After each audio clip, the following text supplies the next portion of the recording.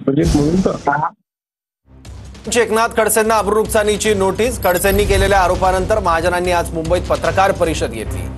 IAS महिला अधिकाऱ्यांशी महाजनांचे संबंध असल्याचा खडसेंचा आरोप.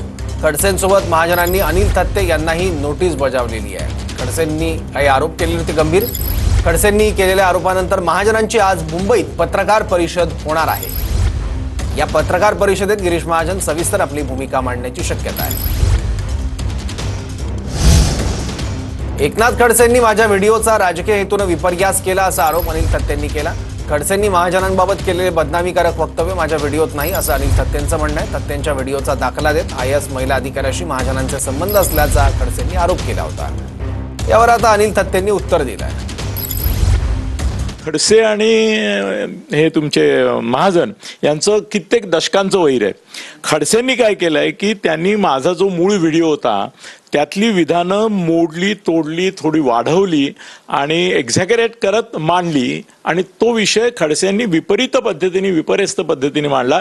माझी 2 विधानं सरळ होती जी मी सिद्ध करू शकतो कोर्टात आणि ती करणार.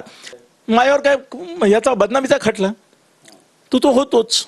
माझ्या आयुष्यात खूप झाले माझ्यावर. त्यांनी काय पत्रकारांनी हल्ला आणि बदनामीचा खटला याला कधी घाबरून चालत नाही.